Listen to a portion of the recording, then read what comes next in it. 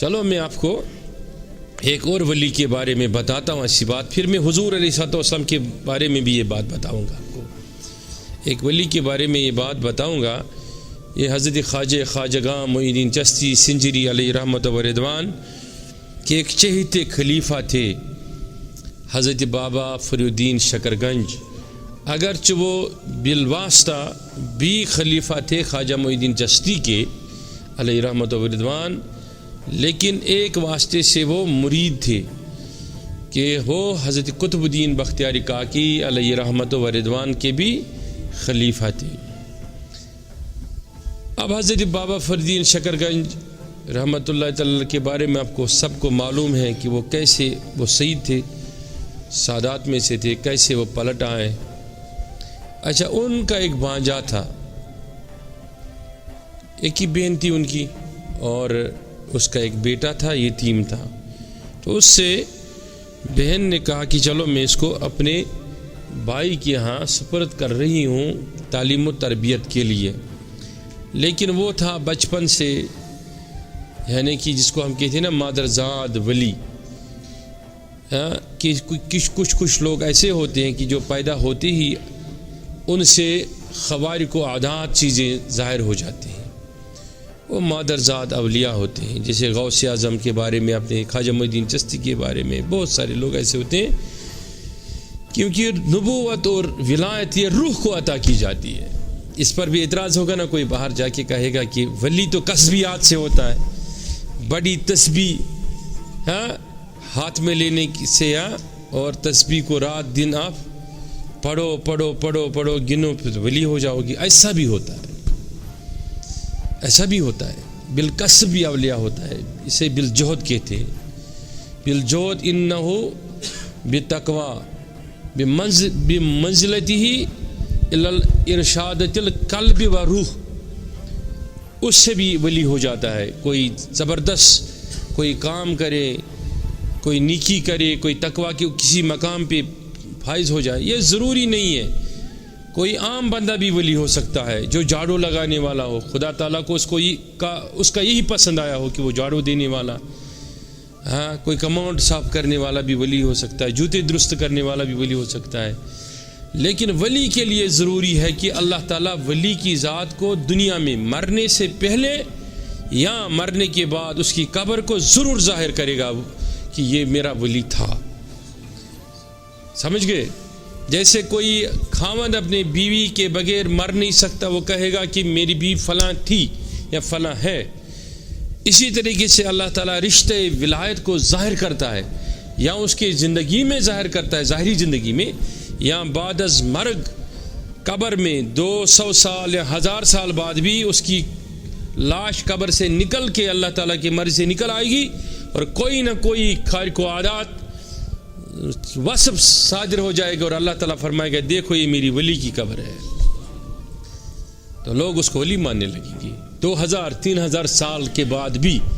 یعنی کہ رشتہ ولایت کے بھی معدومیت کا شکار نہیں ہوتا ہے، وہ نکل آتا ہے. تو میں کیا عرض کر رہا تھا کہ حضرت بابا فرید الدین شکرگنج تعالیٰ کے ایک بھانجے تھے، مادرزاد ولی تھے، تو ان کا نام تھا صابر. تو جب وہ بابا فرید الدین شکرگنج کے ہاں آئے، تشریف لائیں، تو انہیں بھی لنگر کھانے کی ذمہ داری سونپی گئی. ایسا نہیں ہوتا تھا کہ 3 سال پڑھا اور فوراً آدمی نکل آئے گا اور مسجد میں ممبر پہ چڑھ کے خطاب کرے گا. درویشوں کی ہاں، خانقاہوں کی ہاں، یہ طریقہ نہیں ہے. یہ طریقہ تو مدرسوں میں ہے، دارالعلوم میں ہے. پیر کی سنگت صحبت میں ایسا نہیں ہوتا ہے، ایسا نہیں ہوتا ہے. اس میں جتنے بھی طریقے ہیں، آپ شروع کریں گے نا یک ضرب سے، پھر سارے ضربات سے جب آپ فارغ ہو جائیں گے، پھر آپ نفی اور اس بات کے دفتر میں چلے جائیں گے، پھر آپ دنیا سے مطلق باتیں کریں گے، اس کو کہیں گے تو کچھ نہیں ہے، بس میں اور میرا یار ہوں. جب اس سے نکل کر آپ فنا شیخ سے، فنا پھر رسول سے، فنا پھر اللہ میں بھی جائیں گے، ادھر سے بھی اب بقو باللہ کی طرف نکل جاؤ گے نا، تو تمہارے ہاتھ اور چاہنے سے کچھ نہیں ہوتا ہے. وہی شے تم سے ظاہر ہو جائے گی، جس پہ تمہارا پیر یا تمہارا خدا خود چاہے کہ یہ چیز اس سے ظاہر ہو جائے. اگر خود چیزیں ظاہر کرنے کی کوشش کی تو ولایت نہیں رہتی ہے. یہ بات سمجھنا چاہیے اور اس سمجھ کو آپ تھوڑا سا وسیع کریں. تو وہ جب آئے لنگر کھانے میں تو وہاں 2 صاحبزادے تھے. پہلے ہی حضرت بابا فرید شکرگنج علیہ رحمہ کی اس کے اور ان کے بیچ میں یہ لڑائی ہوتی تھی. وہ کہتے ہیں کہ ہمارے باپ کا لنگر کھانا ہے, وہ مداخلت کیوں کرے, اور وہ کہتا تھا کہ نہیں وہ میرا ماما ہے اور مجھے اس نے لایا ہے لنگر کھانے میں. تو ایک دن انہوں نے لنگر پہلے ہی تقسیم کر دیا. جو لنگر بنتا ہے نا یہاں تو ایسا طریقہ نہیں, باہر ایسا ہی ہوتا ہے. تو وہ لنگر انہوں نے پہلے ہی تقسیم کر دیا بابا فریدین شکرگنج علیہ رحمہ کے 2 بیٹوں نے. تو اس پر حضرت صابر کو غصہ آیا تو اس نے کہا کس نے یہ لنگر تقسیم کر دیا میرے آنے سے پہلے. تو ان کو کیا کام ہے ادھر, وہ مر جائیں اور ان کی قبریں بن جائیں, ایسا کہنا تھا. اور دونوں مر گئے, دونوں وفات پا گئے. ایسا ہی ان کی اہلیہ کے متعلق ہے. اور جب وہ پھر ولایت پر فائز ہو گئے انہیں پھر بھیج دیا گیا اتراکھنڈ کے ایک علاقے میں دہرادون, وہاں رڈکی ہے تحصیل, اس میں ان کا آج بھی مزار ہے, بڑا معروف ہے. لوگ جاتے ہیں, دور دور سے آتے ہیں جاتے ہیں. تو وہاں ان پر ایک سکر طاری ہوا. وہ سکر بولتے ہیں نا تم, سکر بھی اور ہم سکر بھی بولتے ہیں اس کو. وہ ایک کیفیت ہوتی ہے, اس میں انسان نہ کھاتا ہے نہ پیتا ہے. جہاں کھڑا ہو گیا اس انسان کو لگ رہا ہے اس کو بیماری ہے, لیکن وہ انوار و تجلیات کو دیکھتا رہتا ہے, اس کو بھوک نہیں لگتی ہے. یہ وہ میں سمجھانا چاہ رہا ہوں اس حدیث کو.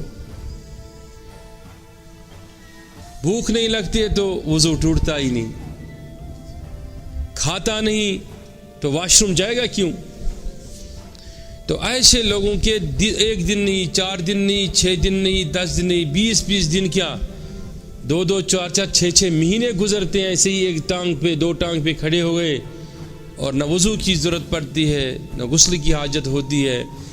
اور نماز تو انہیں اس لیے پڑھنی نہیں ہوتی اس وقت کہ وہ اپنی حواس میں نہیں ہوتی, وہ خالصتاً اللہ تعالیٰ کے محبت میں اتنے غرق ہو جاتے ہیں, وہ دنیا و مافیہ کو بھول جاتے ہیں. بات سمجھ میں آئی کہ نہیں؟ جب وہ بھول گئے, ہوش حواس میں نہیں رہے, تو سیدھی سی بات ہے وہ دیوانگی کا ایک وسیع تر مقام ہے دین اسلام میں, ہاں, جس پر میں کبھی بات کروں گا انشاءاللہ. دیوانہ اور دیوانگی تو اسی حالت میں رہتے ہیں, انہیں کچھ خبر نہیں رہتی. اب میں بتانا چاہوں گا کہ وہ بھی کیا کرتے تھے کہ ان کے ہاں ایک ہی طالب تھا, شمس الدین ترک پانی پتی علیہ رحمت و رضوان, کہ وہ ان کا مزار جو تھا وہ ایک سکھ کے قبضے میں تھا, اس کے صحن میں تھا. بعد میں بہت سارے لوگوں نے کوشش کی اور اس کو آزاد کیا گیا. اب وہ انشاءاللہ مرجع خلائق ہے. پانی پت میں ان کا مزار ہے, اور کبھی گزرو گے آپ دلی کی طرف جاؤ گے تو جانا چاہیے. وہاں 5-7 اولیاء بڑی مشہور ہے. حضرت ایک تو یہ شمس الدین ترک پانی پتی رحمۃ اللہ علیہ, حضرت صابر پاک کی مرید, اور دوسرا وہاں پہ حضرت بو علی قلندر. اس طریقے سے کہیں اولیاء وہاں پہ ہے. تقسیم سے پہلے وہ اسلام کا بڑا دارالخلافہ مانا جاتا تھا. تقسیم کے بعد تو وہ چیز رہی نہیں, لیکن پھر بھی اللہ تعالیٰ کی اولیاء کے مزارات ویسے رہے جیسے تھے, اس سے بھی بہتر رہے. وہ جب بلاتے تھے حضرت شمس الدین ترک پانی پتی کو, وہ اس کو آواز دیتا ہے میرے شمس الدین کدھر گئے تم. اس کو تاخیر ہوتا تھا جواب دینے میں. وہ کہتا کہ تو اندھا ہو گیا, دکھتا کچھ نہیں. وہ اندھا ہو جاتا تھا. پھر 2 دن 4 دن بعد پھر اسے یاد آتا, پوچھتا شمس الدین تو آتے کیوں نہیں, کہاں ہو تم؟